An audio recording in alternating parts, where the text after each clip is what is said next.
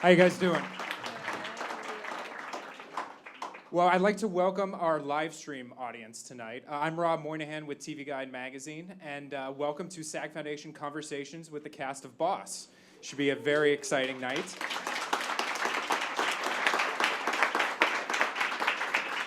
I know you guys just watched the finale, but we're going to keep it as spoiler-free as possible for those watching at home online. So, but let's get the cast out here, right? First, she plays Emma Kane. Please welcome Hannah Ware.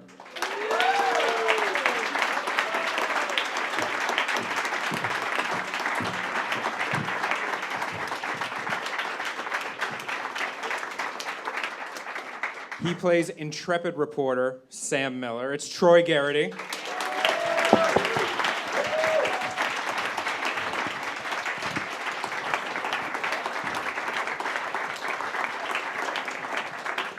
She plays Kitty O'Neill. Give it up for Kathleen Robertson.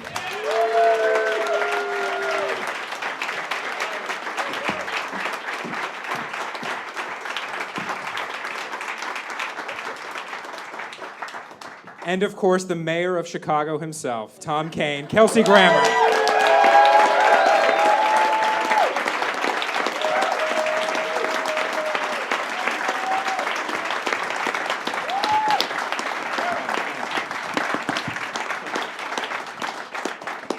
So I was saying earlier, we're going to try to keep this as spoiler-free as possible and kind of talk season 2 in general broad strokes here. So I guess, Kelsey, let's start with you, and let's start. Let's do that. Let's talk a little bit about Tom Kane's journey this season. I found it kind of ironic that he had really addressed the disease head-on by going to the Canadian Treatment Center and then lost complete control of his city, maybe the worst he's ever had with control in that city. How have you kind of viewed his journey this season? It's interesting. It reminds me of a time when I went to school. I had an acting teacher named Stephen Aaron, and I don't remember anything he said except this one thing. And he said very often the actor is having a problem at the same time his character is having the same problem.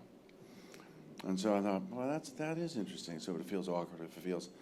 At the beginning of this season, I actually didn't really know where Tom Kane was going because I didn't know playing him, and as it turned out, I just took the luxury of saying he doesn't know either as a character, and so he stumbled toward the discovery that this disease was actually bigger than his will, and that's what it really became, an understanding that fate had dealt him a hand that he now had to deal with actively. You know, had to sink his teeth into it. He couldn't live in denial anymore. And that became sort of a theme for us as long as we could. I mean, the climax was basically, you know, the blow winds and crack your cheeks scene in the middle of episode 5, in which he's screaming about, you know, a pothole hasn't been filled, and he's the, you know, mayor of this motherfucking city. But it was a lot of fun to play. But I discovered in that moment, which was great, at that point, my mystery about where I was going in the role and where Tom was going in the role met up in that moment, screaming on the heath. And then we decided we had to go off and get something done together. And the subsequent shows that we will do, you know, if we do another season or 2 or 3 or 4, will be that continuing discovery of what it is to actually be a man who's a fighter who is in a fight he has to lose. Or is he? That's interesting. It's anyway. You know, death has no dominion. You know, we'll see. Well, we've seen him do, you know, a lot of despicable things to his family members, to his aides. I mean, is there redemption for this man? He's despicable with a heart. No. No. Clearly, his despicable qualities are perhaps acquired, but he also has a gift for them.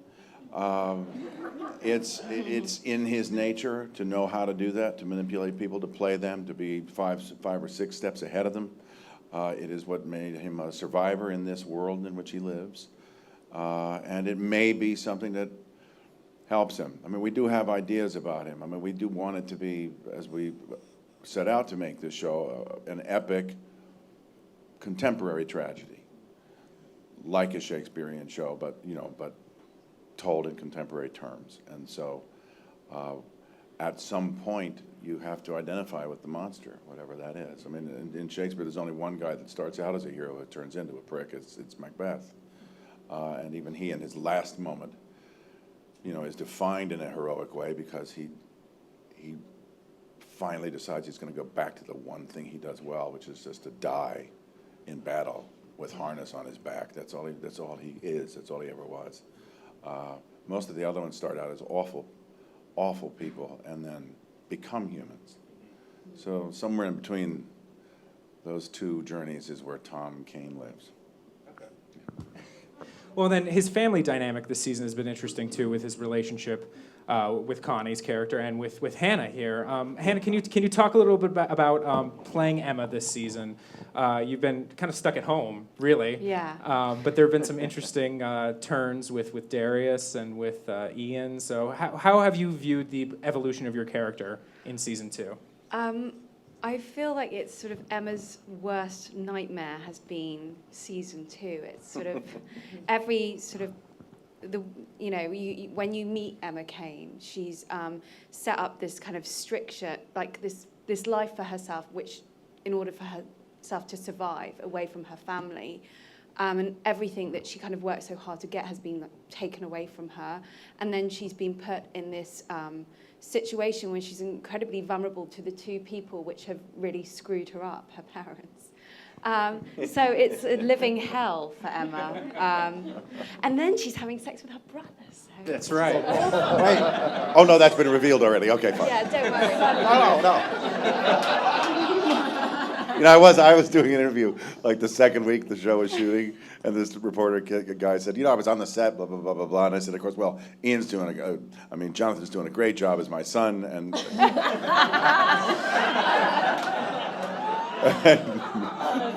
Kate said,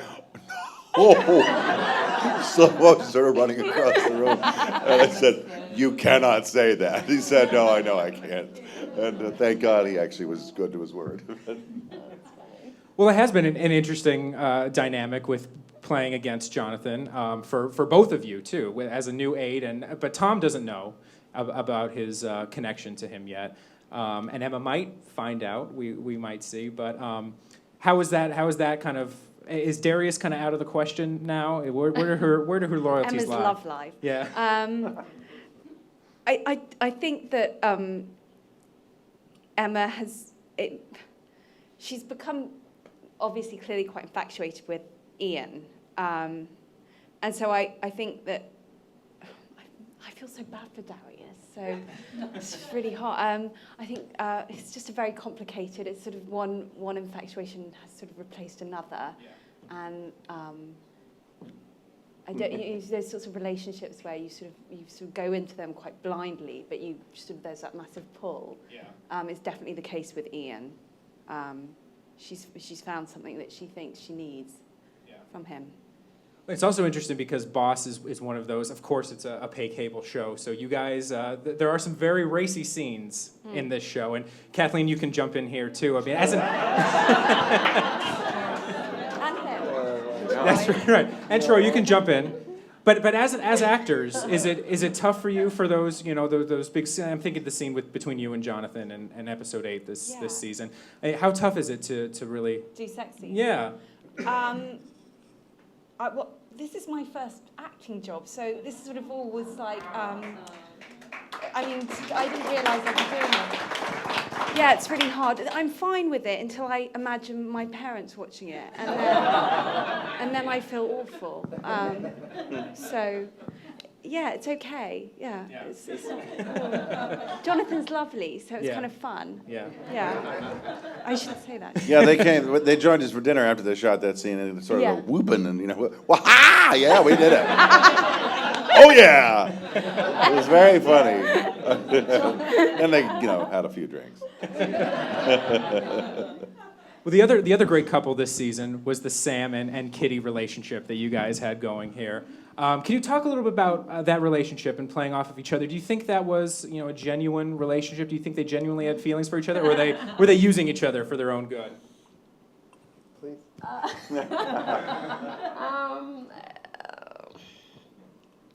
I think from Kitty's point of view, I think it was her attempt at being a quote unquote normal, healthy individual in a normal, healthy relationship. I think that she, throughout the course of season 2, it was a really interesting journey for me because, it was a woman who's essentially trying to figure out a way to experiment with an alternate version of who she really is, and almost fighting against those instincts that sort of make her who she is. And so the fact that that I as an actor approaching the scenes with him, I bumped up against it because it didn't feel right that she would be with him. That was exactly the reason why she should be with him. And I think for both of us, it was something that we both, as actors, really sort of questioned, and we thought, gosh, they seem like a couple that doesn't make sense. And the answer always was, exactly. That's the point of what it was. Both of them. I mean, for Sam, it was obviously very different motives, but for Kitty, it was very much a thing of, who am I without Tom Kane? Who am I without the identity of that proximity to power and that rush that she got off of being in that world for so many years? And so it was, after the abortion in episode 3, it was kind of, okay, I'm gonna try to be a normal girl and have a normal boyfriend and be in a relationship, and it didn't work. Yeah, that didn't last very long. Yeah. Troy, what about the views from Sam on that relationship? Well, they're slightly different than Kathleen's because we're on 2 different trajectories.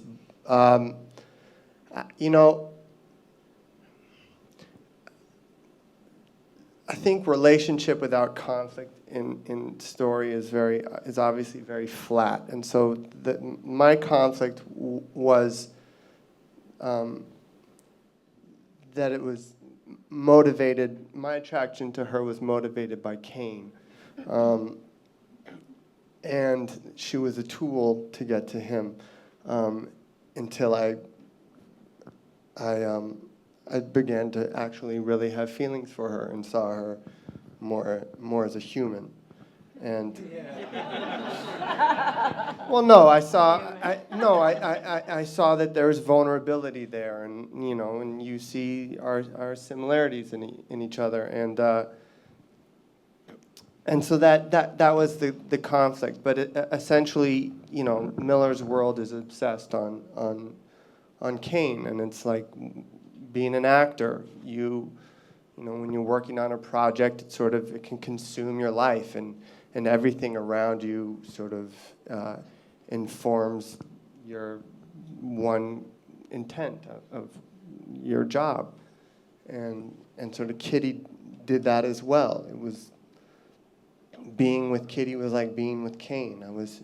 It's that power that took me in.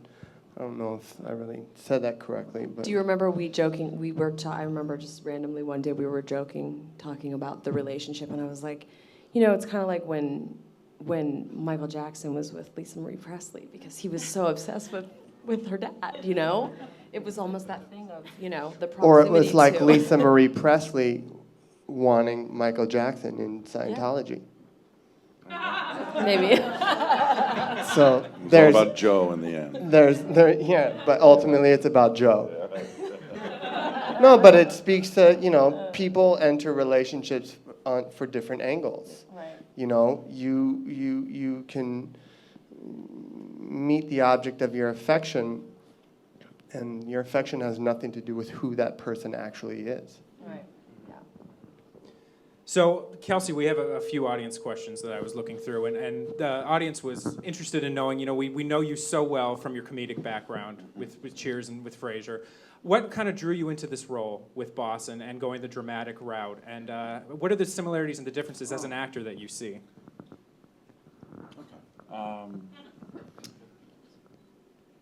The role was born out of a conversation I had with Farhad Safini over drinks one morning about our mutual respect for the Shakespeare stuff, and and some Jacobean stuff, and just the idea of, like I said, making an epic tragedy, a contemporary epic tragedy. We did still want that sense of size, and so that's why we chose Chicago, because it's a kingdom, and it looks like a king. It acts like a king, it walks like a king. There are privy councils, there's betrayals, there's maybe murders. But the voice of Tom Kane started to kind of hatch as a result of, we had conversations over about a 6-month period where we talked every Wednesday, sometimes every Wednesday and Friday, and thought about what world he should come from. And we started with politics in Washington, D.C., then it seemed more appropriate that it be Chicago for the reasons I mentioned beforehand. And as Farhad says, because Chicago is operatically corrupt. And I love that, because the notion of opera, epic drama, whatever, it does fit. It fits what we look for, the city of the big shoulders. And the idea of a single man ruling a kingdom, basically. My attraction to drama, basically, wasn't new. I mean, I like acting, so I thought I was a comedic actor quite by accident. I put on a pair of yellow pants one day my mother had given me for Christmas that I never wore, because I thought they were right for this guy named Fraser. And I hemmed them myself the night before I went in for what they used to call a personality piece, where they'd sit you in front of a video camera at the Gulf and Western building there, in New York City, which is now the Trump something or other. One of them. And they just said, we got this funny leading man type guy, come in and talk to us about it. So I thought, yellow pants. And that turned out to make all the difference. This guy, I thought it was just time to play a drama, and I wanted to play heroic evil. I wanted to try that. I have this fascination with Macbeth, as some of you may or may not know. I've tried it a couple of times, and have failed miserably both. I did an OK Richard II at the Mark Taper some years back. It's my passion, and I thought it was time to translate that into a television show. The funny stuff was great, and we'll probably do some again sometime, but for now it's Tom. Yeah. You actually find some humor in some very dark places in the show Tom is too, which dark is with really humor. impressive. No, there are humorous moments for him. We need an example of that now, Troy. I can't give you an example, but there is a twisted humor in it. a nuanced humor. In the power he has. For instance, you may not notice it. I mean, just when Tom wins, he always makes sure his jacket is buttoned and his shoulders are set just so. And when Jeff kneeled in the very first season after he'd won, and there was just this moment of he collects himself. And where I borrow it from, actually, is, I don't know, the movie The Hustler with Jackie Gleason, where Paul Newman and he are playing rack after rack of balls, and then it's been 28 hours of straight playing, and Gleason says, I need to take a little break. He goes and rinses off and throws some water on his face, composes himself, and walks in and destroys him. And I thought, boy, that is something I want to borrow sometime. So honestly, that's a little bit of an homage to Gleason. That thing of just, the jacket is set. Now he's won. That's great. Yeah. Well, then, Hannah, you mentioned this is the first role that you've had too. So how did you get this? How did you get this role? What was the process for you to be on the show? I was still at acting school at Lee Strasberg in New York, and I had a manager who I'd met in a bar. Don't recommend that. He was sending me out on auditions, and I read the role, and originally her name was Alice. I don't know. I've always been obsessed with the name Alice, and I read the role. I read the small kind of set sides. They didn't give you the full script, and I sort of immediately connected with the relationship she had with Kane, and I went in to read. I thought it'd gone okay. It was kind of my third audition. I didn't know what I didn't really have a good sort of gauge on what went well and what didn't. And then I got a call back, and didn't realise that Kelsey Grammer and Gus Van Sant were going to be in the room. So that was weird. We liked her right away. We thought she was it. Yeah. No pressure or anything, right? I thought I might pass out. And it was a really small room, so I kind of was really aware of my breathing. It sounds really weird, but you know, I don't know, when I get nervous, I breathe really heavily. Troy could probably hear me breathing heavily now. Yeah, and so I sort of read it again. I thought it'd gone really well that time. Didn't know. And then they tell me that it was, because I'm so new to it, I didn't realise then you do a screen test. So, yeah, that's, did a screen test as well. And here you are. Yeah. Yeah, but that was just a formality. It was you were. Oh in God, already. I thought I was going to pass out.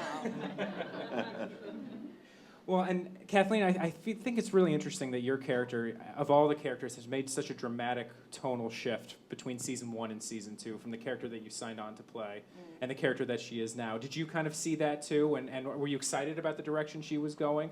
I mean, in the first season, you know, she was sleeping around with Zajac, and now she's a more put together woman, but still, you know, with her loyalties are still with Kane.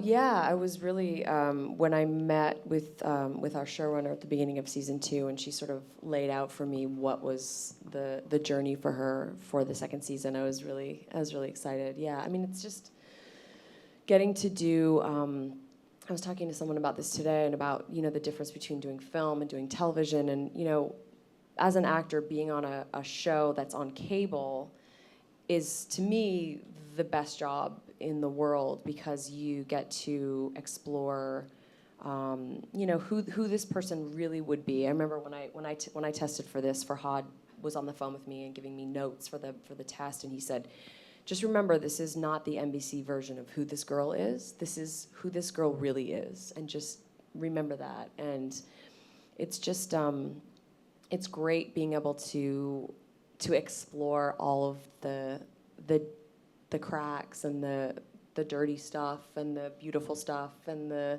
just all the different elements. And it's the writing is such a gift. I feel like I've been acting for 27 years, and this role is the role that I've literally waited my entire life to play. So I love it. I'm so thrilled and grateful to be a part of this show. Yeah. That's great. We have another question from the audience, and Troy, I'll direct this your way. You know, what motivated you to first become an actor? My motivation for acting, I guess, could be a bit different. I come from a family, half a family of actors, so it was an acceptable option to pursue in life. Not that it wouldn't be acceptable, but sort of natural. So I totally ran away from it and was like, you know, not wanting to do what my family did. And I went to college. I used to do plays as a child at this summer camp. And as I got older and I went to college, sort of drifting around thinking I wanted to be a painter, I ended up getting cast in a play, and I did it. And the feeling on stage reminded me of being a child at this camp, and this feeling of loyalty and family amongst the people that you're working with really sort of turned me on. It sort of gave me a reason to live with intention, and when it's good, it's great. So. Another question from the audience is, and directed to anybody who wants to take it. What's one thing that you know now about the business that you wish you knew when you first started? Kelsey, it looks like you have an answer there. No, honestly, I simply smile out of the irony of, like, I think I know less than I used to know. It all seemed so clear to me when I first started. I think the best thing about this business is, and maybe it's a surprise, it isn't really a business. I think you have to look at it that way, but I think on some level it's a passion and it's a hunch, it's a spark, it's a lucky guess, it's I used to say to my friends, you have to be able to say fuck you without having fuck you money.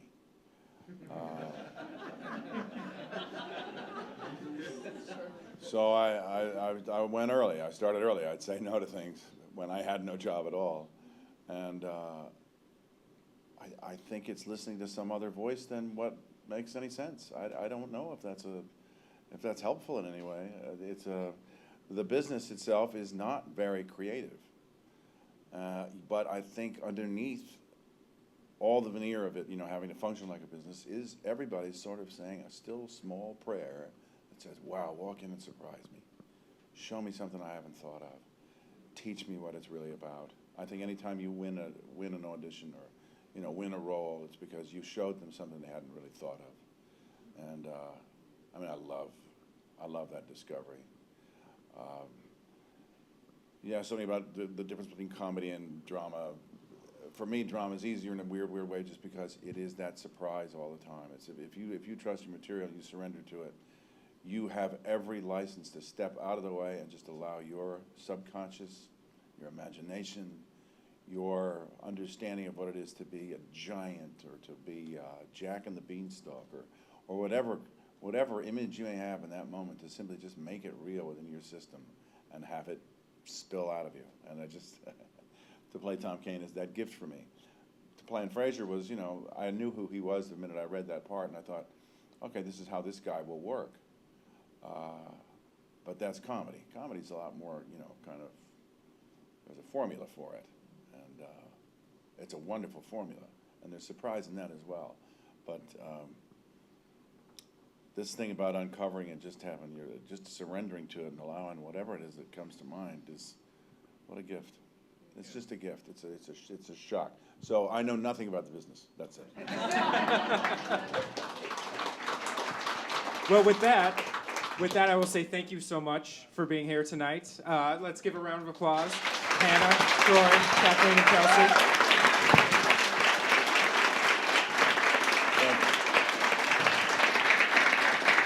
Thank you, everyone. All right, good. Thanks, guys. Thanks.